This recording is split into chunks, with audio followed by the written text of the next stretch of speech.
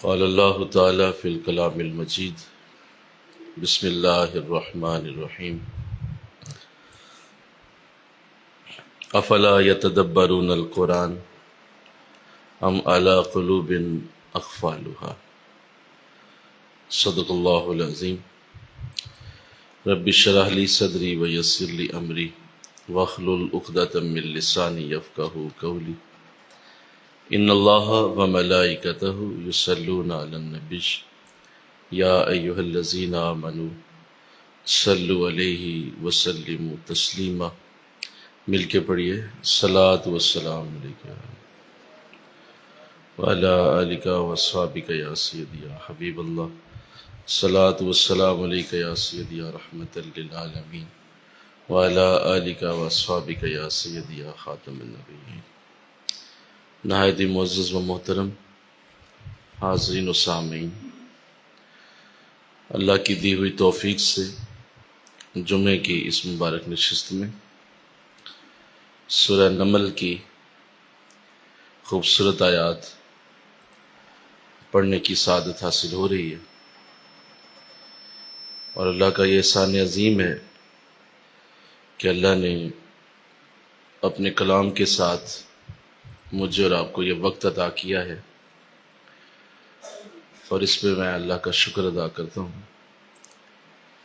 آج انشاءاللہ العزیز سورہ نمل میں جو اگلی گفتگو ہے اسے کرنے کی سعادت حاصل ہوگی۔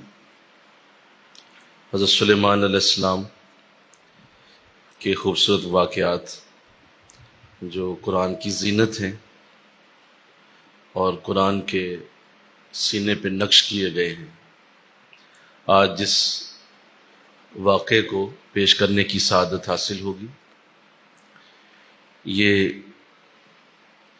قرآن پاک میں اللہ والوں کی محبت اور نیکوں کی شان بیان کرنے کا ایک بہت بڑا زاویہ اور اللہ والوں کا عزت و اکرام اور کرامات کی حقیقت، یہ ساری گفتگو آج کے اس واقعے سے ہمارے سامنے کھل کے آ جائے گی انشاءاللہ، اور ہم سمجھیں گے کہ قرآن نے اپنے بندوں کو اور اپنے ذکر والوں کو، اور خاص طور پہ قرآن کی جو اپنی حقیقت اور قرآن کے نور کو جو لے جاتا ہے، قرآن کے نور کو اپنے اندر سما لیتا ہے، اس کی حقیقت اس واقعے سے سمجھ آئے گی انشاءاللہ۔ بسم اللہ الرحمن الرحیم۔ وَتَفَقَّدَ الطَّيْرَ فَقَالَ مَا لِيَ لَا أَرَى الْهُدْهُدَ أَمْ كَانَ مِنَ الْغَائِبِينَ لَا أُعَذِّبَنَّهُ عَذَابًا شَدِيدًا أَوْ لَا أَذْبَحَنَّهُ أَوْ لَآتِيَنِّي بِسُلْطَانٍ مُّبِينٍ فَمَكَثَ غَيْرَ بَعِيدٍ فَقَالَ أَحَطتُ بِمَا لَمْ تُحِطْ بِهِ وَجِئْتُكَ مِنْ سَبَإٍ بِنَبَإٍ يَقِينٍ إِنِّي وَجَدتُ امْرَأَةً تَمْلِكُهُمْ وَأُوتِيَتْ مِنْ كُلِّ شَيْءٍ وَلَهَا عَرْشٌ عَظِيمٌ وَجَدتُّهَا وَقَوْمَهَا يَسْجُدُونَ لِلشَّمْسِ مِنْ دُونِ اللَّهِ وَزَيَّنَ لَهُمُ الشَّيْطَانُ أَعْمَالَهُمْ فَصَدَّهُمْ عَنِ السَّبِيلِ فَهُمْ لَا يَهْتَدُونَ أَلَا يَسْجُدُوا لِلَّهِ الَّذِي يَخْرُجُ الْخَبْءَ فِي السَّمَاوَاتِ وَالْأَرْضِ وَيَعْلَمُ مَا تُخْفُونَ وَمَا تُعْلِنُونَ اللَّهُ لَا إِلَٰهَ إِلَّا هُوَ رَبُّ الْعَرْشِ الْعَظِيمِ۔ اور اسی طرح دیگر آیات ہیں۔ حضرت سلیمان علیہ السلام آپ اپنے لشکر کے ساتھ کعبۃ اللہ کی زیارت کے لیے تشریف لے گئے تھے، تو واپسی پہ آپ نے اپنے گروہ کا جائزہ لیا، اپنے لشکر کا جائزہ لیا، تو ان گروہ کی اور ان کے تمام جتنے بھی ان کے ساتھ گروہ میں افراد شامل تھے، اس کے اندر ایک پرندہ جس کا ذکر قرآن نے کیا ہے، ہدہد، اس کو آپ نے نہ دیکھا تو اس ضمن میں اللہ نے اس واقعے کو لکھا ہے۔ ارشاد فرمایا کہ آپ نے ایک روز پرندوں کا جائزہ لیا تو فرمانے لگے کیا وجہ ہے مجھے آج ہدہد نظر نہیں آ رہا، یا وہ غیر حاضر ہے؟ اگر وہ غیر حاضر ہے تو میں ضرور اسے سخت سزا دوں گا، یا اسے ذبح ہی کر ڈالوں گا، یا اسے میرے پاس کوئی بہترین خبر لانی پڑے گی۔ پر کچھ زیادہ دیر نہ گزری کہ وہ آ گیا اور کہنے لگا کہ میں ایسی اطلاع لے کے آیا ہوں کہ جس کی آپ کو خبر نہ تھی، اور وہ یہ ہے کہ میں آپ کے پاس ملک سبا سے ایک بڑی خوبصورت خبر لایا ہوں۔ ایک عورت ہے وہاں جو ان کی حکمران ہے، اور اسے ہر قسم کی چیز دی گئی ہے، اور اس کا ایک عظیم الشان تخت ہے، اور میں نے دیکھا ہے کہ وہ اور اس کی ساری قوم سورج کو سجدہ کرتے ہیں سوائے اللہ کے، اور ان کے لیے شیطان نے ان کے اعمال کو آراستہ کر دیا ہے اور ان کو سیدھے راستے سے روک دیا ہے، پس وہ ہدایت قبول نہیں کرتے۔ وہ کیوں نہ سجدہ کریں اللہ کو جو نکالتا ہے پوشیدہ چیزوں کو آسمانوں اور زمین سے، اور وہ جانتا ہے جو کچھ تم چھپاتے ہو اور جو تم ظاہر کرتے ہو، اور اللہ کے سوا کوئی معبود نہیں ہے، وہ عرش عظیم کا مالک ہے۔ تو یوں قرآن اس واقعے کو پیش کرتا ہے کہ ہدہد یہ بڑا ہی خوبصورت پرندہ ہے، اور اس کے ضمن میں مفسرین نے اس کی خوش نصیبی پہ ناز بھی کیا ہے کہ اللہ نے اس کا ذکر قرآن میں کیا، اور قرآن میں جب بھی یہ واقعہ پڑھا جائے گا تو اس کا ذکر ضرور ہوگا۔ سلیمان علیہ السلام کے پاس یہ مختلف خبریں لے کے آیا کرتا تھا، اور اس کا کام زیادہ تر جاسوسی کرنا ہوتا تھا، اور جب آپ کسی بھی ملک پہ چڑھائی کرتے یا کسی بھی جگہ آپ اپنی فوجیں لے کے جاتے تو پہلے ہدہد کو بھیجتے کہ جاؤ جا کے پتہ کر کے آؤ کہ ان کے کتنے لوگ ہیں، کہاں کھڑے ہیں، کدھر کدھر ان کی فوجیں ہیں، لہذا پوری خبر لا کے دو۔ تو ہدہد جاتا اور جا کے یہ تمام خبریں حضرت سلیمان علیہ السلام کو دیا کرتا۔ تو چونکہ یہ آپ کے ساتھ اس کا بڑا تعلق رہتا اور آپ کے ساتھ اس کی بڑی گفتگو شنید رہتی، اور جب بھی کہیں سفر ہوتا تو یہ آگے راستے کی اطلاع دیتا کہ راستہ آگے کلیئر ہے یا نہیں ہے، کہ راستہ آگے صاف ہے یا نہیں ہے۔ تو اس طرح اس کی آپ کے ساتھ گفتگو شنید رہا کرتی تھی۔ اور جیسا کہ پہلے عرض کیا گیا کہ سلیمان علیہ السلام کو اللہ نے پرندوں کی بولی بھی عطا فرمائی، لہذا آپ اس سے گفتگو کر لیتے تھے اور یہ آپ سے بات کر لیتا تھا۔ تو چونکہ اللہ کے نبی سے ملاقات اور اللہ کے نبی سے گفتگو اور اللہ کے نبی سے ایک گفت و شنید کا سلسلہ رہتا تھا، تو اللہ نے کیا ہی اعزاز دیا کہ اس گفتگو کا یہ اعزاز ملا اسے کہ اللہ نے اس کا ذکر قرآن میں شامل فرما دیا۔ لہذا نیکوں کے ساتھ بات کرنے سے بھی بڑی برکت مل جاتی ہے۔ اللہ، نیکوں کے ساتھ بولو، بات کرنے سے بھی بڑی برکت ملنے کی امید ہے کہ اگر آپ صرف گفتگو ہی کر لیتے ہیں اور کسی بھی موضوع پہ بات کر لیتے ہیں تو آپ یہ نہ سمجھیں کہ وہ بھی برکت سے خالی ہے۔ تو اللہ نے اس کی اس نوکری کا اسے یہ اعزاز دیا کہ اس کا ذکر قرآن حکیم کے اندر کیا گیا، اور باقاعدہ لفظوں کے ساتھ کیا گیا۔ ہدہد، وہی لفظ، وہی اس کا جو نام ہے، وہی اس کو پیش کیا۔ بڑا ذہین پرندہ ہے، اور اس کی سلیمان علیہ السلام کے ساتھ ایک بڑی محبت کی داستانیں بھی ہیں۔ بعض مفسرین نے لکھا، حضرت صاحب روح البیان رحمۃ اللہ علیہ اس کو ایک بڑے خوبصورت واقعے کے ساتھ یاد کرتے ہیں کہ ایک بار ایسا ہوا کہ سلیمان علیہ السلام نے آپ کو بلایا، ہدہد کو، تو اس سے کہا حضور آج پہلے میرا کام ہوگا، بعد میں آپ کا کام ہوگا۔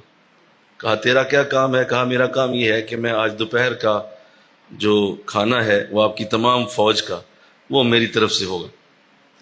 تو آپ بڑے حیران ہوئے، آپ نے کہا کہ تجھے پتہ ہے میری کتنی فوج ہے اور کتنے وہ لوگ ہیں، تو تم تو اتنا کھانا کس طرح بناؤ گے یا کہاں سے لاؤ گے؟ اس نے کہا یہ میری سر درد ہے، آپ مجھے اجازت دیں کہ میں نے آج آپ کی فوج کا کھانا دوپہر کا وہ پیش کرنا ہے۔ تو آپ نے کہا اچھا چلو اجازت ہے. دوپہر ہو گئی. اب سلیمان علیہ السلام انتظار میں ہیں, تمام فوج انتظار میں ہے. اب یہ ہوا میں کبھی ادھر جاتا ہے کبھی ادھر جاتا ہے. تو آپ نے سے پوچھا, آپ نے کہا بھائی وقت ہو چکا ہے, کھانا پیش کرو, سارے تمہارے انتظار میں ہیں, دعوت کا انتظار ہو رہا ہے. یہ کہنے لگا حضور میں بھی اسی کا انتظام کر رہا ہوں. تو کبھی ہوا میں ادھر جائے کبھی ادھر جائے. ایک چڑیا اس کے قبضے میں آ گئی, اس کو اس نے پکڑ کے نوچ لیا, نوچ کے پر اس کے اتار دیے, اس کے گوشت کی بوٹیاں علیحدہ علیحدہ کر کے سمندر میں پھینک دی, اور کہنے لگا کہ جس کے پاس جو جو بوٹی آئے لے لو, باقی شوربہ پی لو. تو اس طرح کا ذہین تھا یہ. تو حضرت سلیمان بڑا مسکرائے. آپ نے کہا کہ عجیب کام کیا ہے. کہا حضور بتائیں کیا دعوت نہیں ہو گئی؟ تو لہذا اس کا حضرت سلیمان کے ساتھ بڑا پیار تھا, تو اللہ نے اس پیار کا یہ صلہ دیا کہ اس کا ذکر قرآن میں شامل کر دے. لہذا قرآن کی زینت بننا اور قرآن کے الفاظ کا اس کا جو نور ہے وہ اس میں شامل ہو جانا, یہ کتنی بڑی سعادت ہے. تو مفسرین اس کی قسمت پہ ناز کرتے ہیں, ہمیں بھی ناز کرنا چاہیے انشاءاللہ. کہو نا کہ آپ نے باقاعدہ اس کا نام لیا کہ کہاں ہے ہدہد, مجھے نظر نہیں آ رہا. اور چونکہ جب کوئی اپنا زیادہ پیارا ہو اور وہ اگر غیر حاضر ہو جائے تو اس کے لیے پھر سزا چھوٹی نہیں ہوتی, اس کے لیے سزا بھی بہت بڑی ہوتی ہے. تو کیا کہا کہ ضرور سخت سزا دوں گا, بلکہ میں اسے ذبح ہی کر دوں گا, اس کی گردن ہی اتار دوں گا آج میں. بھئی اتنا پیار ہے, اتنی محبت ہے. تو پھر غیر حاضری تو اکثر اس بات کو سمجھ نہیں پاتے. جب کوئی جتنا قریب آ جائے, جتنی محبت ہو جائے, جتنا اس کے ساتھ رابطہ بڑا ہو جائے, اتنا ہی اس کے ساتھ پیار بھی زیادہ ہو جاتا ہے. اور اگر کوئی وہ اس وقت غیر حاضر ہو جائے تو اس کے لیے پھر سزا بھی زیادہ بڑی ہوتی ہے کہ بھئی تو کیوں غیر حاضر ہو گیا, تیرا کیوں, تو کہاں چلا گیا. تو اسے اس بات کا خیال رکھنا چاہیے, خاص طور پہ اپنے شیخ کی مجلس کے لیے, کہ یہ نہ سمجھ لیا جائے کیونکہ حضرت صاحب میرے بڑے پیارے ہیں, بڑا ان کے ساتھ میرا محبت پیار کا عالم ہے, کوئی بھی نہ بھی جاؤں گا تو خیر ہے. نہیں, تیری زیادہ سزا ہو جائے گی, تجھے زیادہ تکلیف کا سامنا کرنا پڑے گا, کیونکہ تیرا ان کے ساتھ قربت کا معاملہ بولو زیادہ ہو گیا ہے, تیری ان کے ساتھ محبت بڑھ چکی ہے. لہذا اس محبت کے زیادہ ہونے کی وجہ سے اب تو نے خیال رکھنا ہے کہ بھئی تیری جو ہے وہ معاملہ وہ نہیں ہے جو عام لوگوں کا ہے. حضرت ابوبکر صدیق رضی اللہ تعالیٰ عنہ, آقا اسلام نے چند دن آپ کو نہیں دیکھا, آپ نظر نہ آئے, 1 دن 2 دن 3 دن, چوتھے دن آپ نے پوچھا ابو بکر کہاں ہیں؟ تو کہا حضور گھر ہی ہوں گے, ادھر ہی ہوتے ہیں. فرمایا جاؤ بلا کے لاؤ. بلایا گیا, حضرت ابو بکر تشریف لائے رضی اللہ تعالیٰ عنہ. فرمایا حضور میری ماں باپ قربان ہوں آپ پہ, حکم فرمائیے. فرمایا ابو بکر حکم کیا کروں, چوتھا دن ہے آج, کدھر تھے آپ؟ فرمایا حضور وہ میں نے اس دن سنا آپ کی زبان سے کہ ہر جگہ ہر روز نہیں جانا چاہیے, کچھ وقفہ ڈال دینا چاہیے تاکہ ذرا قدر بنتی رہے, قدر ختم نہیں ہوتی اس طرح انسان کی. آپ نے تو فرمایا ہے کہ وقفہ ڈال کے ملنا چاہیے. تو آپ کی یہ خوبصورت بات سننے کے بعد آقا علیہ السلام مسکرائے اور ارشاد فرمایا ابو بکر وہ سب کے لیے کہا تھا, تیرے لیے تو نہیں کہا تھا.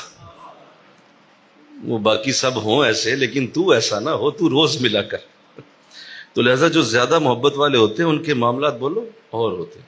تو کہا میں ذبح ہی کر دوں گا, مجھے ملے تو صحیح ہے کہاں, کدھر گیا ہوا ہے اللہ. یا پھر ایک کام ہوگا, وہ یہ ہوگا کہ یا کوئی بہت اچھی خبر لائے میرے پاس, اگر کہیں دور نکلا ہوا ہے تو کوئی, اگر ویسے پھیرے ٹورے پہ گیا ہوا ہے تو پھر تو سزا ہے, اور اگر کوئی اچھی خبر لایا تو بچت ہوگی.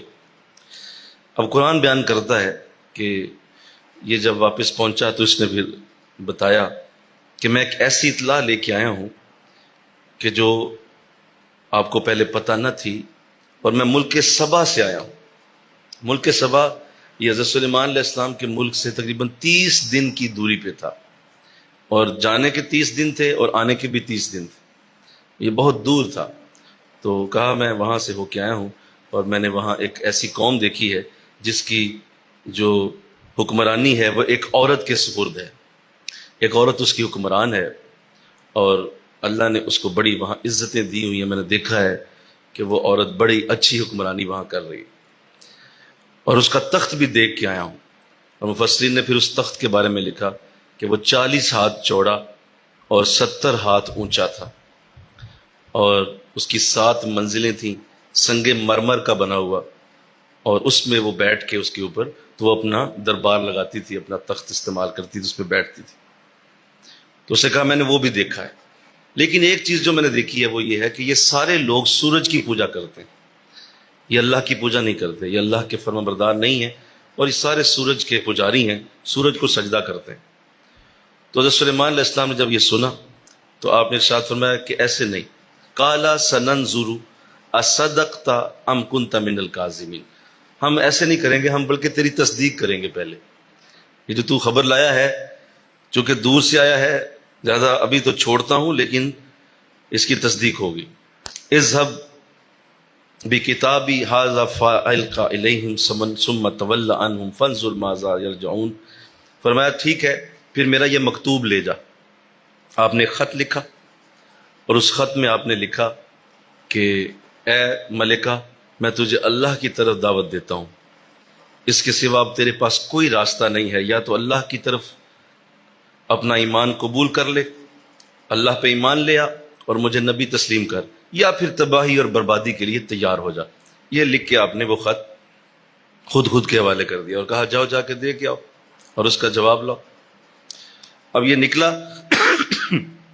اور کہا کہ جب تو وہاں پہنچے گا تو اس کا جواب میں پھر مجھے لا کے دو. جب یہ نکلا تو ملکہ نے جب وہ خط پڑھا اور خط اس کو ملا تو اس نے بڑی خوبصورت بات لکھی ہے، سنیے ذرا، قرآن اسے بیان کرتا ہے.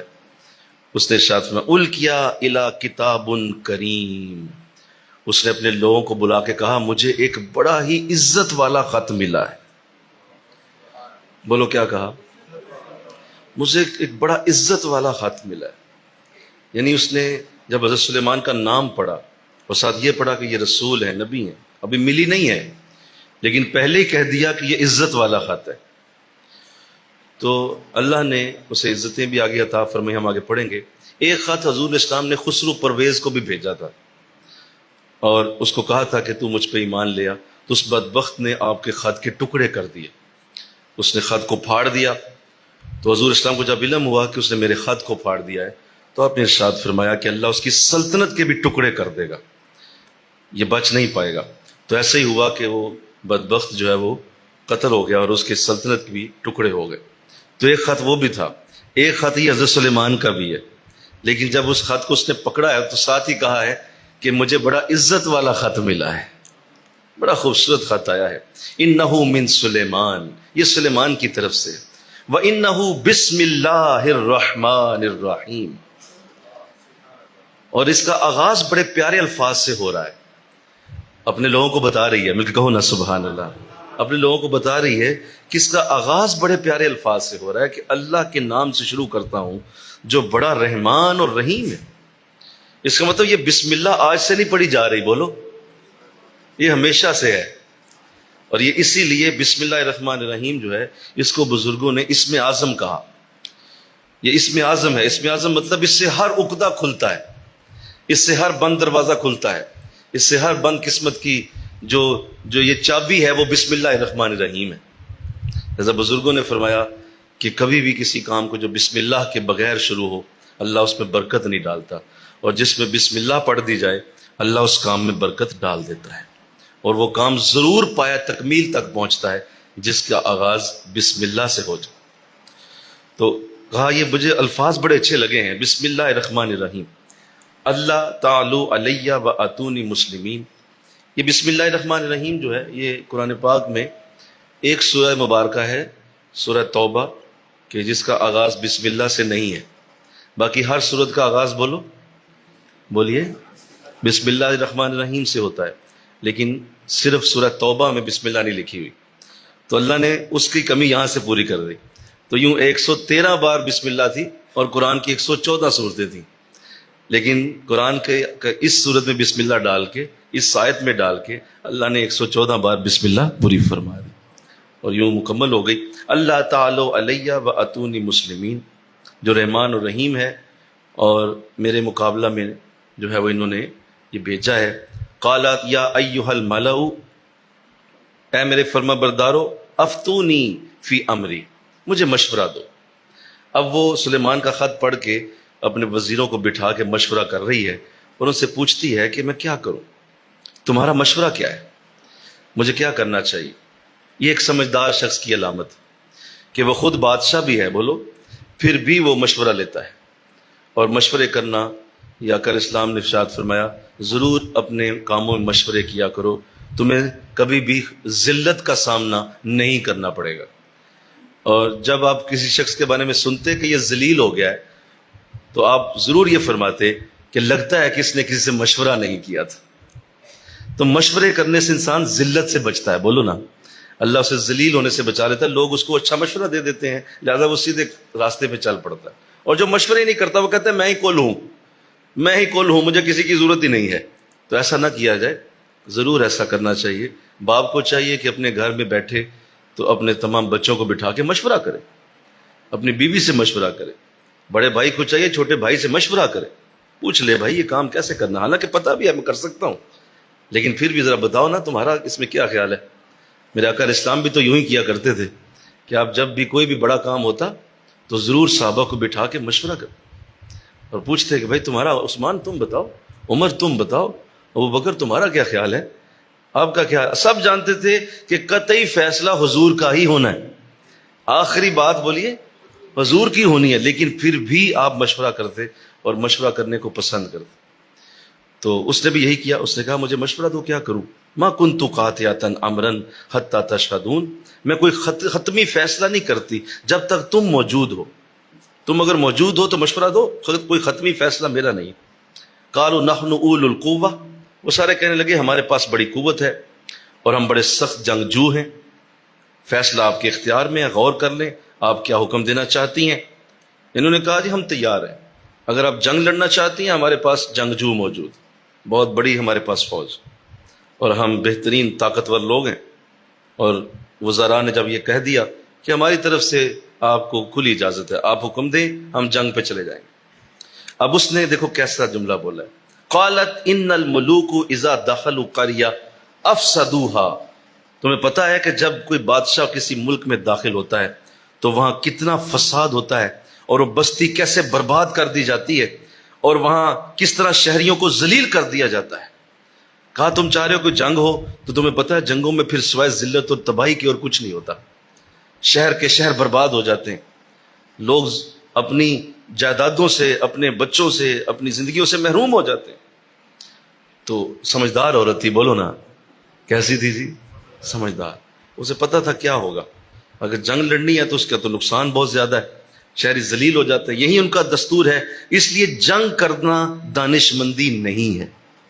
وَإِنِّي مُرْسِلَةٌ إِلَيْهِمْ بِهَدِيَّةٍ، بلکہ میں یوں کرتی ہوں کہ ان کی طرف ایک تحفہ بھیجتی ہوں. کیا خوبصورت انداز، مل کے کہو سبحان اللہ. جنگ لڑنے کا کوئی فائدہ نہیں ہے، لڑ لو لیکن اس سے نقصان دونوں کا ہو جاتا ہے، تو کیوں نہ میں ایک تحفہ بھیجوں انہیں اور اس سے ذرا دیکھوں. لم یرجع المرسلون، اور پھر دیکھوں کہ قاصد کیا جواب لے کے آتا ہے. اب اس نے ایک سونے کی اینٹ جو ہے وہ قاصد کے ہاتھ بھیج دی. سونے کی اینٹ کو اس کو بڑے ریشمی کپڑے میں لپیٹ کر تو انہوں نے تحفتاً حضرت سلیمان علیہ السلام کی طرف بھیجی. حضرت سلیمان علیہ السلام اپنے نور نبوت سے جان گئے کہ یہ قاصد آ رہا ہے اور اس کے پاس سونے کی اینٹ ہے. اب جب وہ راستے میں تھا تو حضرت سلیمان علیہ السلام نے جنات کو حکم دیا بھئی آجو سارے. جنات آگے. کہا حضور حکم. کہا حکم یہ ہے میرے تخت کے آگے 1000 اینٹیں سونے کی لا کے رکھو. وہ قاصد آنے سے پہلے پہلے میرے تخت کے آگے 1000 اینٹیں پڑی ہونی چاہیے. انہوں نے چشم زدن میں کچھ سیکنڈ ہی گزرے، جنات نے لا کے سونے کی اینٹیں سامنے رکھ دی. اب وہ جب قاصد آیا تو اسے جب وہ اینٹ دینا چاہیے تو دیکھتا ہے کہ آپ کے تخت کے آگے ہی اینٹوں کا انبار لگا ہوا ہے اور سونے کی اینٹیں پڑی.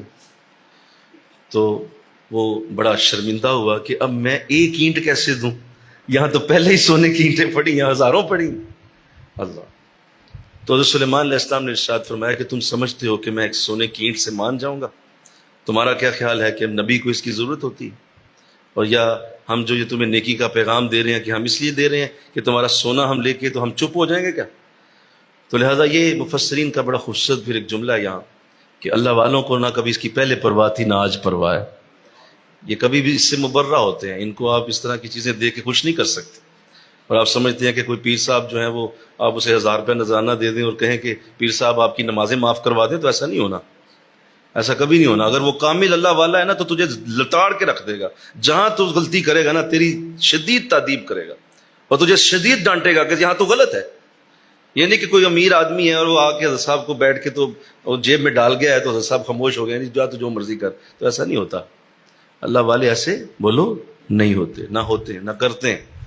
اللہ نے ان کو اس سے مبرہ کیا ہوتا ہے. یہ اس سے بہت آگے کے معاملات میں ہوتے ہیں اور اللہ نے انہیں بچا کے رکھا ہوتا ہے. حضرت نظام الدین اولیاء رحمۃ اللہ علیہ، آپ کے دور میں علاؤ الدین خلجی ایک بہت بڑا بادشاہ گزرا ہے. تو اکثر حضرت صاحب سے ملنے کی تمنا ہوتی تو آپ نہیں ملتے تھے بادشاہوں سے، اور اکثر بادشاہ آپ سے ملنے کی بڑی تمنا رکھتے تھے تو آپ صاف انکار کرتے. آپ فرماتے بھائی میرے پاس نہ آنا، ہاں دعا کر دوں گا تیرے لیے، دور بیٹھ اور دعا ہو جائے کرے گی. تو ایک دن اس نے کہا حضور میں تو ملنے آؤں گا. تو آپ نے فرمایا اچھا تو ملنے آئے گا نا، تو میری خانقاہ کے 2 دروازے ہیں، تو ادھر سے داخل ہوگا میں دوسرے دروازے سے نکل جاؤں گا. ملاقات کوئی نہیں کرنی تیرے ساتھ، ہاں یہ ہے کہ بات تیرے ساتھ محبت کی ہے، وہ دور سے دعا ہو جائے کرے گی. یہ بادشاہوں سے ملنا ہمارا کام نہیں. وہ بڑا جو ہے وہ اس پہ بڑی اسے تکلیف ہوتی کہ یہ مجھ سے ملتے نہیں ہیں. تو ایک دن آیا اور آ کے اس نے دروازے پہ کھڑا ہو کے کہہ دیا کہ حضرت سے کہو کہ ان سے ملنے نہیں آیا، صرف آپ کی یہ خانقاہ دیکھنے آیا ہوں. ذرا دیکھیے گا کہ یہ کیسے یہ لوگ اللہ ان کو کیسے بچا کے رکھتا ہے ان چیزوں سے، اور کس طرح ان کا دل ان چیزوں سے مبرہ ہوتا ہے. جس طرح حضرت سلیمان علیہ السلام، مل کے کہو سبحان اللہ. تو اندر چلا گیا اور جا کے اس نے خانقاہ دیکھی.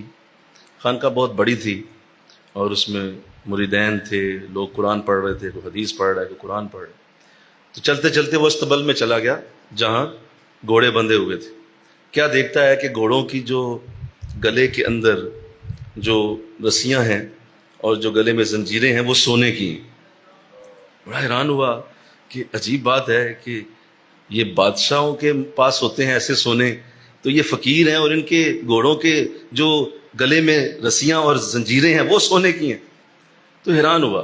اس نے کہا جاؤ میرا پیغام دو کہ ہم بھی بادشاہ، ہم بھی سونا رکھتے ہیں، آپ بھی فقیر، آپ بھی سونا ہی رکھتے ہیں، تو پھر فرق کیا ہے؟ تو حضرت نے جب یہ خبر پہنچی تو آپ نے جواب میں بھیجا، کہا جاؤ اسے کہہ دو جا کے کہ تم بادشاہ لوگ خزانوں کے اندر سونا رکھتے ہو، ہم اپنے جانوروں کو پہنا کے رکھتے ہیں. تمہارے سونے میں ہمارے سونے میں یہ فرق ہے کہ تم سنبھال کے سونے کو رکھتے ہو اور ہم دیکھو جانوروں کے گلوں میں ڈال رہے ہیں. لہٰذا ہمیں اس کی پرواہ نہیں ہے. تو لہٰذا یہ یاد رکھیے کہ کامل اللہ والے کی یہی علامت ہوتی ہے کہ وہ کبھی ان چیزوں سے متاثر ہوتا ہوا تمہیں نظر نہیں آئے گا. اور جو تمہیں اس چیزوں سے متاثر ہوتا نظر آئے سمجھ لو کہ بہت ہی بڑا دنیا دار ہے، اس نے اپنا لبادہ اللہ والوں جیسا بنایا ہوا ہے، اس نے اپنا لک اینڈ فیل اللہ والوں جیسی رکھی ہے پکا دنیا دار. جو بھی پاکیزہ صفت ہوں گے وہ ان لوگوں سے اور اس طرح کی چیزوں سے دور رہیں گے. وہ کہیں گے بھائی ہمیں اس سے غرض کوئی نہیں. تو سلیمان علیہ السلام نے بھی یہی کیا. فرمایا کہ یہ سونے کی اینٹ لائے ہو نا، اس کو واپس لے جاؤ اور اس کو جا کے کہو تیار ہو جائے اور میرا لشکر اس کی طرف آئے گا اور اب وہ بچے گی نہیں، کیونکہ اللہ کا اس نے حکم چھوڑ دیا ہے اور اس نے اللہ کے حکم کو نہیں مانا ہے. اب یہ قاصد جب واپس گیا تو اس نے کہا کہ معاملہ خطرناک ہو گیا. بولو کیا ہو گیا؟ معاملہ خطرناک ہو گیا. اب یہ معاملہ آگے چلا گیا اور وہ کہہ رہے ہیں کہ اب تمہارے اوپر لشکر آئے گا. اب یہ عورت میں نے جیسے کہا کہ یہ بڑی سمجھدار تھی. قرآن آگے بیان کرتا ہے، قرآن نے اس نے کہا کہ دیکھو بات یہ ہے، اب ایسا نہیں کرنا، اب میں خود جاتی ہوں، اب میں خود چل کے جاؤں گی اور ان سے جا کے کہہ دو کہ میں حاضر ہو رہی ہوں اور کوئی لشکر لانے کی ضرورت نہیں ہے، میں خود آپ کی خدمت میں آؤں گی. اب یہ قرآن اتنا خوبصورت واقعہ کیوں بیان کر رہا ہے؟ مل کہو نا سبحان اللہ. ایسا کیوں ہے؟ یہ کیوں اتنی ترتیب بنائی جا رہی ہے اور کیوں بتایا جا رہا ہے کہ کس طرح یہ کام ہوتے ہیں اور کس طرح انداز قرآن کا کھل رہا ہے؟ یہ بھی آگے ہم سمجھیں گے. تو جب وہ حضور سیدنا سلیمان علیہ السلام کی طرف روانہ ہوئی تو آپ کو بھی علم ہو گیا. وہ قاصد آیا، اس نے کہا کہ آپ بالکل تسلی رکھیں، ہماری ملکہ خود چل کے آ رہی ہے آپ کے پاس. تو حضرت سلیمان علیہ السلام نے ارشاد فرمایا اچھا چلو آنے دو اسے، کوئی حرج نہیں ہے، لیکن بھائی میرے درباریوں تم میں سے کوئی ایسا ہے جو اس کا تخت لے کے آئے میرے پاس؟ ابھی قرآن بیان کرتا ہے، بلکہ ہو سبحان اللہ، اس کا تخت لائے میرے پاس. جیسے میں نے ابھی عرض کیا 40 ہاتھ چوڑا، 70 ہاتھ اونچا، 7 منزلیں، سنگ مرمر سے بنا ہوا، اور کئی 100 لوگ اسے ہلا بھی نہیں سکتے تھے. کہا وہ تخت کوئی ہے جو لائے میرے پاس؟ اللہ. اب یہاں قرآن نے بڑی خوبصورت بات کی ہے، میں وہ لفظ پڑھتا ہوں. قال عفریت من الجن، تو جنات میں سے ایک شخص کھڑا ہو گیا، جنات میں سے کھڑا ہوا، اور اس نے عرض کی قبل ان تقوم من مقامک، ہاں میں لا سکتا ہوں. فرمایا کب تک لاؤ گے؟ فرمایا جب تک آپ کی یہ کچہری لگی ہوئی ہے اس سے پہلے پہلے میں تخت لا سکتا ہوں. اور آپ کی کچہری جو ہے وہ 12 بجے ختم ہو جاتی تھی، صبح شروع ہوتی 12 بجے آپ ختم کر دیتے، یعنی دوپہر کے وقت آپ اٹھ جاتے تھے. اس نے کہا جی اتنا وقت مجھے لگ جائے گا تو میں لا سکتا ہوں. اور اس نے کہا وَإِنِّي عَلَيْهِ لَقَوِيٌّ امین، میں بڑا طاقتور بھی ہوں اور امین بھی ہوں، فرق نہیں آنے دوں گا، وہی تخت لاؤں گا جو وہاں پڑا ہوا ہے، امین بھی ہوں. قال الذی عنده علم من الکتاب، تو آپ نے ارشاد فرمایا نہیں یہ زیادہ دیر ہے. بولو ذرا میرے ساتھ ساتھ چلو، یہ زیادہ دیر ہے، یہ بہت دیر کر دی تم نے. 30 دن جانا، بولو 30 دن آنا، اور وہ اتنا بڑا تخت. تو آپ فرما رہے ہیں بہت دیر ہے، یہ اس سے جلدی چاہیے. کتنی جلدی؟ تو وہ پہنچ جائے گی یہاں پہ. تو آپ نے فرمایا نہیں یہ زیادہ دیر ہے. قال الذی عنده علم من الکتاب، تو ایک آپ کی اس بارگاہ سے ایک شخص اٹھا جس کے پاس اس وقت کی زبور کا تھوڑا سا علم تھا. علم من الکتاب، جو کتاب اللہ نے آپ کو عطا کی تھی اس میں سے تھوڑا سا علم اس کے پاس تھا. انا آتیک بھی قبل ان یرتد الیک طرفک، اس نے کہا حضور میں لا سکتا ہوں. کھڑا ہو گیا وہ. فرمایا اچھا تو کب لائے گا؟ فرمایا آپ آنکھ جھپکیے تخت آپ کے سامنے پڑا ہوگا. نہیں چھوٹی سی بات، مل کے آپ آنکھ جھپکیے تخت آپ کے سامنے. پھر سنو، نہیں آپ بس بیک اینڈ پہ جائیں ذرا. آنکھ جھپکیے تخت آپ کے سامنے پڑا ہوگا. اور واقعی جو ہی آپ نے ابھی آنکھ یوں نیچے کر کے اوپر کی، تخت آپ کے سامنے پڑا ہوگا. لہذا قرآن یہاں ایک بہت خوبصورت بات کر رہا ہے. قرآن کہہ رہا ہے زبور کا تھوڑا سا علم تھا اس کے پاس، قلیل من الکتاب، تھوڑا سا. پوری زبور یاد نہیں تھی، بولو پوری زبور نہیں تھی، تھوڑا سا اس میں سے علم اس کو آتا تھا، پتا تھا، اور وہ جانتا تھا زبور. تو اس شخص کی عزت و برکت قرآن نے درج کر دی کہ زبور کو پڑھنے والے کا یہ حال ہے، اور زبور کو جاننے والا کتنی برکت رکھتا ہے کہ وہ چشم زدن میں اتنا بھاری تخت اٹھا کے حضرت سلیمان کے سامنے لے آئے. اور یہ میں کوئی کہانی قصہ کوئی پرانی کتاب اٹھا کے نہیں لایا ہوں آپ کے سامنے، میں قرآن پڑھ رہا ہوں، اور قرآن میں سے اللہ والوں کی شان پڑھ رہا ہوں. ہائے مل کے کہو سبحان اللہ. نیکوں کی شان پڑھ رہا ہوں کہ یہ لوگ کچھ بھی کر سکتے ہیں، اللہ نے ان کو اعزاز دیے. اور یہ زبور کا حافظ ہے اور سلیمان علیہ السلام کی امت کا ایک ولی ہے. ہم قرآن والے ہیں اور ہم حضور کی امت میں ہیں. تو بتائیے ہمارا انداز کیا ہوگا، حضور کی امت کا ولی کیا ہوگا، اور حضور کی امت کے قرآن کا حافظ کیا ہوگا، حضور کی امت کے قرآن کا عالم کیا چیز ہوگا. یہ سمجھ لیں کہ ہمارے ہاتھ بندھے ہوئے ہیں، بس اللہ نے ہمیں باندھا ہوا ہے، ورنہ اس قدر برکتیں اللہ نے قرآن کے اندر رکھی ہیں، اس قدر رحمتیں قرآن کے ساتھ جوڑی کہ یہ تو ایک تخت لایا. اللہ والے جو حضور کے امت میں جو اللہ کے ولی شامل رہے، ان کے لیے تو معاملات اس سے کہیں بڑے تھے، بہت بڑے بڑے معاملات میں اللہ نے ان کو موقع دیا. لہذا حضرت سلیمان علیہ السلام کی امت کا ولی اگر یہ کر سکتا ہے، تم سوچو محمد کی امت کا ولی کیا کر سکتا صلی اللہ علیہ وسلم. اس لیے اولیاء کرام کی کرامات کا وجود اور اولیاء کرام کی کرامات کا انکار یہ کسی صورت بھی ایک چیز نہیں ہے. اور یہ کہنا استغفر اللہ کے بابے چیز کیا ہے، استغفر اللہ ذرا بول دو یار. یہ قرآن سے ٹکرایا کہ نہیں یہ جملہ تمہارا؟ بولو نا یار. وہ بھی تو کوئی بابا ہی ہوگا نا، کوئی لڑکا تو نہیں تھا، بزرگ ہی تھا نا کوئی. آپ کے دربار سے کھڑا ہوا اور اس سے کہا حضور آپ کی آنکھ جھپکنے سے پہلے تخت سامنے ہوگا. تخت سامنے آ گیا.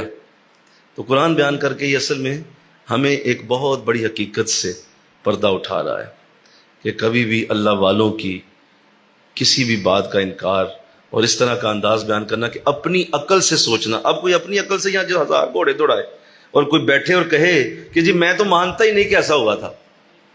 بولیے اپنی عقل سے بولیے نا, اپنی عقل سے بولتا رہے کہتا رہے بھائی میں مان ہی نہیں سکتا, 30 دن کا فاصلہ جانے کا, 30 دن کا آنے کا, اور اتنا بھاری تخت, اور 1 سیکنڈ سے پہلے کیسے آ گیا, ہم نہیں مانتے. تو بھائی آپ نہ مانے, قرآن جب بیان کر دیتا ہے تو قرآن اس کے بعد کسی کی بھی نہیں سنتا. مل کے کہو سبحان اللہ. قرآن کہتا ہے کہ تم جو مرضی اب سوچتے رہو, ہم نے اپنی بات کر دی اور ہم نے اپنی بات لکھ دی, ہم نے اپنے قرآن کے سینے پہ درج کر دیا, یہ ہوا تھا اور ایسے ہی ہوا تھا. لہٰذا اللہ والوں کی کرامات کو حق سمجھو, ان کا مذاق نہ اڑاؤ. استغفر اللہ, ان کا مذاق نہ اڑاؤ. میں نے دیکھا ہے آج ذرا نا تھوڑے سے پڑھے لکھے لڑکے ہوتے ہیں نا, ہم یونیورسٹی میں بیٹھے ہوتے ہیں نا, تو پڑھے لکھے بچے ہوتے ہیں, تو وہ ان باتوں پہ ہنستے ہیں, کہتے دیکھیں آپ بتاتے ہیں کہ دادا صاحب رحمۃ اللہ علیہ کی جوتی اڑی اور جوتی اڑ کے اس نے وہ اس کو مارا اور مار کے ہاں ہنستے ہیں اس پہ, آگے سے کہہ کے لگاتے ہیں. ٹھیک ہے, اچھا ایسا ہوا تھا جی کہ حضرت صاحب وضو فرما رہے تھے تو بجلی کڑکی, تو آپ نے بجلی کو پکڑ کے اپنے لوٹے میں بند کر لی. ہنستے ہیں اس بات پہ, آگے سے دانت نکالتے ہیں اور کہتے ہیں دیکھیے کیا باتیں کرتے ہیں یہ. اور پھر حضور غوث اعظم رحمۃ اللہ علیہ کے بارے میں آتا ہے کہ آپ جب بہت بڑا مجمع ہوتا, جب آپ درس قرآن دے رہے ہوتے, بہت بڑا مجمع ہوتا, تو آپ کی کرسی ہوا میں بلند ہو جاتی. بلکہ کہو نا سبحان اللہ. یار تم تو بولو بھائی, تم تو پیار والے ہو, تم تو بولو. آپ کی کرسی بولو ہوا میں بلند ہو جاتی اور وہ ہوا میں چلتی چلتی دور تک جاتی تاکہ لوگوں کو سننے میں آسانی ہو. اب آج کا پڑھا لکھا مولوی جو ہے وہ ہنستا ہے ان باتوں, کہتا دیکھیں یہ کیسے, یہ وہ کیسے. تو آپ ذرا قرآن پہ نا ذرا ہنس کے دکھائیں نا, تم پہ کفر کا فتویٰ لگے یہاں, ذرا ہنسو نا اس بات پہ, ذرا سا ہلکی سی مسکراہٹ بھی لاؤ گے نا تو اللہ تمہیں دین اسلام سے نکال باہر پھینکے گا. قرآن کے اس واقعے کا انکار کر دیا تم نے, تم کہتے ہو یہ کیسے ہو سکتا ہے. بھائی وہ اللہ والا تھا اور جس کا وہ والا تھا اس نے کر دیا. تم سبزی والے ہو نا تو سبزی تک رہو نا, تم کارخانے والے ہو بولو تم کارخانے تک رہو, تم سیمنٹ والے ہو سیمنٹ تک رہو, تم کپڑے والے ہو بولو کپڑے تک رہو. وہ اللہ والا ہے, اس کی پہنچ اللہ تک ہے. وہ اللہ تک پہنچتا ہے نا, وہ اللہ کی برکتیں رکھتا ہے, اس کے پاس اللہ کی قوت ہے, وہ اللہ کی برکت رکھتا ہے, اللہ کی قوت ہے اس کے پاس. تم کپڑے والے ہو کپڑے تک بات کرو, تم سیمنٹ والے ہو سیمنٹ تک رہو, تم درزی ہو درزی رہو, اپنی اوقات کے اندر رہو. وہ اللہ والا ہے, وہ اللہ والا ہے, وہ اللہ کے ساتھ جڑا ہوا ہے, جو چاہے کر سکتا ہے, اللہ اسے عطا کرتا ہے. یہ اللہ والے ہوتے ہیں. اور تم نے پی ایچ ڈی کر لی ہے, تم نے میتھ پڑھ لیا ہے, تم نے بڑی سائنس پڑھ لی ہے, تم ہنستے ہو ان باتوں پہ. ذرا ہنس کے دکھاؤ نا سلیمان کی بات پہ, بولو نا ذرا یار, اور بولو نا بھائی ذرا ہنس کے دکھاؤ, کرو ہاں ذرا ہلکا سا مسکراؤ تو صحیح ذرا, کہ ہم نہیں مانیں گے, یہ کیسے ہو گیا, ممکن نہیں, سائنس نہیں مانتی, سائنس تو کہتی ہے یہ ہو ہی نہیں سکتا. بھائی یہ سائنس یہ قرآن کی لونڈی ہے. ہائے, سائنس قرآن کی نوکرانی ہے, قرآن کہیں بڑا ہے اس سے. لہذا اللہ والوں کی کسی کرامت کا انکار کبھی نہ کرنا. کوئی سنو تو کہو بھائی بزرگوں کے بارے میں اس سے بھی بڑی باتیں, یہ تو کچھ بھی نہیں ہے. اللہ والے جو ہوئے جب وہ ہیں ہی اللہ والے تو پھر کچھ بھی کریں. تو اس لیے کبھی بیٹا ان کا انکار نہیں. انشاءاللہ کہو ذرا سارے, یہ کرامات کا وجود قرآن کے اندر ڈالا گیا ہے, یہ قرآن کا مضمون بنا دیا. اللہ جانتا تھا حشر تک قیامت تک بڑے بڑے بد نصیب اتریں گے, بڑے بڑے ظالم آئیں گے جو میرے بزرگوں کے اوپر تانا زنی کریں گے, تانا زنی ہوگی. نہیں جی ہم نہیں مانتے, ہم نہیں مانتے. تو اس کے لیے لکھ دیا, کہا اب کرو بات. اب سلیمان علیہ السلام بڑے خوش ہوئے. اور دیکھیے جو لفظ ہیں کتنے پیارے ہیں, اور یہ وہ لفظ ہیں جو عام طور پہ نا اپنا گھروں کے اوپر لکھے ہوئے دیکھتے ہیں. میں نے دیکھا ہے ان لفظوں کو لوگ گھروں کے اوپر سے لکھ دیتے ہیں. جب آپ نے وہ دیکھا نا تخت سامنے آیا ہوا, فرمایا فلما رآہ, آپ نے اسے دیکھا مستقرا عندہ, اپنے پاس آنکھ جھپکنے سے پہلے, قالا, تو فرمایا ھذا من فضل ربی, کہا یہ میرے رب کا فضل ہے. ہائے ہائے, لکھا ہوتا دیکھا نا کبھی کسی نے, ھذا من فضل ربی. یہ وہ قرآن کے لفظ, یہ قرآن میں لکھے ہیں. اللہ نے اپنے نبی کی زبان کو بڑا پسند کیا, اپنے نبی کی زبان سے لفظ نکلے ھذا من فضل ربی. مولا یہ تیرے اس بندے کی کرامت نہیں ہے, یہ تو نے کیا ہے. ہائے یہ کس نے کیا ہے جی, یہ تو نے کیا ہے, یہ ذریعہ یہ بنا ہے. اور مفسرین نے اس کا نام بھی لکھا، آصف بن برقیہ اس کا نام تھا، اور وہ زبور کا حافظ تھا، لیکن زبور مکمل یاد نہیں تھی۔ میں ان حافظوں پہ رش کرتا ہوں، میرے کہو نا سبحان اللہ۔ زبور کا تھوڑا سا حافظ قرآن نے لکھ دیا، ان کو قرآن کیسے لکھے گا؟ یہ حافظ ہیں قرآن کے، یہ قرآن کے حافظ ہیں، ان کی عزت و برکت اللہ کی نظر میں کیا ہو کہ اللہ نے قرآن میں ذکر کیا، ھذا من فضل ربی، فرمایا یہ میرے رب کا فضل ہے، لیبلونی اشکر ام اکفر، یہ رب کا فضل ہے، وہ مجھے آزما رہا ہے کہ میں اس کا شکر کروں یا کفر کروں۔ کہا وہ مجھے آزما رہا ہے اس بات سے، اتنا بڑا تخت میرے سامنے آ گیا، اب میں کیا کرتا ہوں؟ میں کہا نا سبحان اللہ، وہ مجھے آزما رہا ہے۔ ومن شکر فانما یشکر لنفسی، اور جو شکر کرتا ہے وہ اپنے آپ ہی کے لیے شکر کرتا ہے۔ ومن کفر فان ربی غنی علیم، اور اگر کوئی کفر کرے نہ مانے تو اللہ غنی ہے کریم ہے، نہ مان لیکن میں شکر کرتا ہوں۔ اللہ تیرا شکر ہے میری امت میں ایسے ایسے لوگ بھی موجود ہیں جو آنکھ چپکنے سے پہلے تخت سامنے لا کے رکھ سکتے۔ تو سمجھ آ رہی بات؟ بولو سمجھو کہ نہیں؟ ذرا سارے بولو نا، سمجھ رہے ہو کہ اللہ والوں کی کسی بھی کرامت کا انکار ممکن نہیں ہے، یہ ہو ہی نہیں سکتا۔ تمہاری عقل چھوٹی ہے نا، اپنی عقل کو چھٹی دو، ذرا اپنی عقل کو ذرا گھر رکھو اور بزرگوں کے سامنے خادم بن کے رہو، حضور ہم حاضر، حضور ہم حاضر، اس سے بڑی بات جاننے کے لیے تیار ہے۔ تو اللہ نے کمال کر دیا، اور یہ خوبصورت واقعہ جب درج کیا ہے تو اس کے بعد اب جب وہ قریب آ گئی، سنیے، تو اس نے جب آپ کے قریب آ گئی تو جب آپ کے پاس پہنچی تو اس نے پوچھا اب حضرت سلیمان علیہ السلام نے کیا کیا؟ آپ نے ارشاد فرمایا کہ اس کے آنے سے پہلے ایک اور کام بھی کرو۔ قرآن بیان کرتا ہے کہ اس تخت کو ذرا بدل دو، اس کا رنگ بدل دو، اس کی اونچائی بدل دو، اس کا ذرا لک اینڈ فیل چینج کر دو، دیکھوں کہ وہ پہچانتی ہے کہ نہیں۔ اب یہ بڑا خوبصورت عمل تھا جو آپ نے کیا کہ اس کے آنے سے پہلے تخت کی حالت بدل دی گئی۔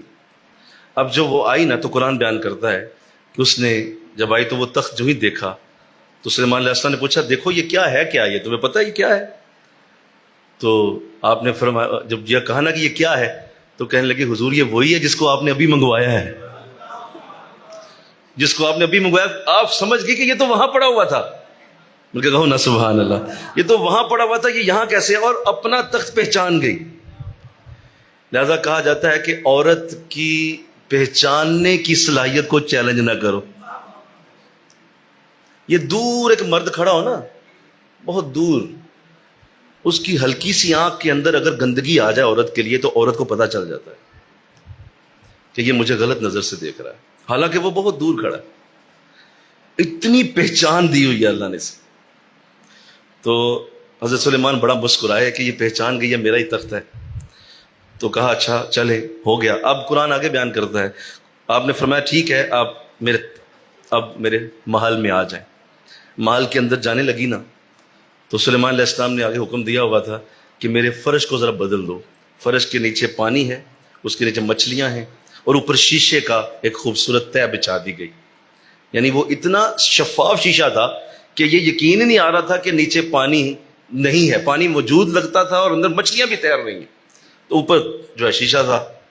تو جب یہ چلنے لگی نا تو اس نے اپنی پنڈلیوں سے کپڑا اٹھایا، کپڑا اٹھا کے تو یہ چلنے لگی، لیکن 2-4 قدم چلی نا تو ساتھ ہی سمجھ آ گئی کہ یہ میرے ساتھ کچھ معاملہ اور ہو گیا، یہ پانی نہیں ہے۔ لیکن چونکہ لگا پانی تھا اور پنڈلیوں سے کپڑا اٹھایا تو چل پڑی، تو واپس آ گئی، بڑا مسکرائی۔ آپ نے فرمایا کہ تجھے کیا لگا؟ کہا مجھے لگا پانی تھا۔ تو فرمایا بس یہی بات میں تجھے سمجھانا چاہتا ہوں، تجھے لگتا ہے کہ سورج تیرا خدا ہے، اللہ کہ ایسا نہیں ہے۔ اپنی عقل کو چھٹی دے اور میری بات مان جو میں نے کہا ہے۔ تو قرآن بیان کرتا ہے یوں حضرت سلیمان علیہ السلام نے اس کو ایمان کی دعوت دی، اور جب یہ کہا نا کہ یہ تیری دیکھ خام خیالی ہے، تیری نظر کتنا بڑا دھوکہ کھا گئی ہے اور میں تجھے کر کے دکھایا ہے، یہ تبلیغ کا بہترین طریقہ ہے۔ مل کے کہو نا سبحان اللہ۔ لفظوں سے نہیں کہا، زبان سے بات نہیں کی، سمجھانے کی کوشش نہیں کی، پریکٹیکلی اسے کر کے دکھایا کہ تو غلطی کر رہی ہے اور تو بہت بڑی مسٹیک کر رہی ہے، تیرے اوپر تیرا دماغ، تیرا نفس حاوی ہے اور تجھے غلطی لگ رہی ہے، تیری آنکھ غلط دیکھ رہی ہے۔ کہا دیکھ تو پانی پہچان نہیں پائی تو رب کو کیسے پہچان پائے گی؟ لہٰذا میرے کہنے پہ مان لے کہ رب ایک ہی ہے. جب میں کہہ رہا ہوں کہ رب ایک ہے تو میرے کہنے پہ مان، تو اپنی عقل کو چھٹی دے دے. تو بڑی، میں نے جیسے پہلے بھی کہہ دیا، بڑی سمجھدار تھی. اس نے فوراً کلمہ پڑھا اور اس نے کہا کہ میں ایمان لاتی ہوں آپ پہ ایمان لاتی ہوں، اور آپ کے اللہ پہ اور آپ پہ رسول ہونے پہ ایمان لاتی ہوں. بعض مفسرین نے پھر لکھا کہ حضرت سلیمان علیہ السلام نے آپ سے شادی فرمائی اور آپ ان کی زوجہ بھی بنی، اور اللہ نے یہ عزت و برکت اس کو عطا کی کہ حضرت سلیمان کی بیوی ہونے کا شرف بھی اللہ نے اسے عطا فرمایا. تو یوں یہ دیکھیے ایک واقعہ ہے، لیکن اس کے اندر کتنے قیمتی علم کے موتی بکھرے ہوئے، کتنے خوبصورت موتی ہیں جو قرآن دے رہا ہے، کتنی خوبصورت باتیں جو قرآن کر رہا ہے. یارو خدارا اور لوگوں خدارا چھوڑ دو کہانیاں کس سے سننا، خدارا چھوڑ دو کہانیاں کسوں کو، قرآن دیکھ لو. قرآن سے تمہیں کہانی بھی ملے گی، برکت بھی مل جائے گی، سب کچھ ملے گا. یار یہ قرآن ہے، یہ تمہیں ہر چیز دے گا، یہ تمہیں اللہ تک جانے کا رستہ بھی دے گا، مزہ بھی آئے گا، سکون بھی آئے گا، اور وہ جو سننا چاہتے ہو وہ بھی سن لو.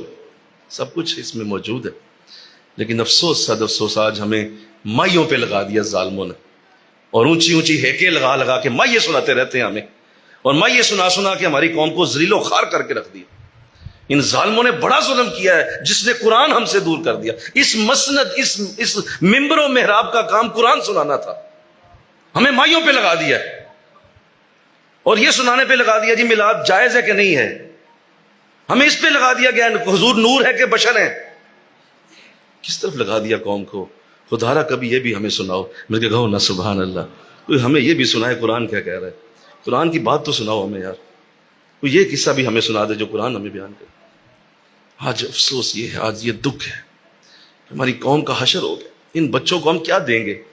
ان بچوں کو ہم کیا بتائیں گے کہ ہمارے پاس کیا ہے؟ یہ بچے ہم سے کیا لے رہے ہیں؟ انہیں ہم کیا بتائیں کہ ہمارے پاس کتنی قیمتی دولت ہے؟ کس طرح سمجھائیں؟ تو آؤ واپس قرآن کی طرف پلٹو. انشاءاللہ کہو نا ذرا، واپس قرآن کی طرف پلٹو. یہ تو میں پڑھاؤں نا، خود بھی پڑھو، خود پڑھو، کھولو، پڑھو تو صحیح، دیکھو، سمجھو. نیچے لکھا ہے یہ پوری تفسیر، نیچے یہ میں یہیں سے پڑھ کے سنا رہا ہوں آپ کو. یہ دیکھیں، یہ نیچے لکھی ہوئی ہے. یہ کہ میں علیحدہ کو حضرت صاحب کو پانچ پتہ کہ تو پڑھ کے آئے نہیں، یہی لکھی ہے بھائی، اسی میں ہے سب کچھ. خود پڑھو، دیکھو، قرآن کے ساتھ تمہارا ذوق بنے، شوق بنے، قرآن تمہیں مزہ دے، زندگی بدل دے گا. یہ ابھی دیکھیں آج یہ واقعہ سنیں، تم رضائی میں جا کے سو جاؤ، تمہیں یہ بھولیں گے نہیں بھولیں گے. یہ قرآن ہے نا، تاثیر ہے اس کی، یہ اندر تک اتر جاتا ہے. ہم اس سے دور ہیں. تو آؤ اللہ ہمیں واپس لے جائے، ہمیں اللہ قرآن کی طرف پلٹا دے، اور قرآن کے یہ نغمے اللہ ہمیں اسی طرح سننے کی توفیق دیتا رہے. وما علینا الا البلاغ. سنتے ادا فرمائیں.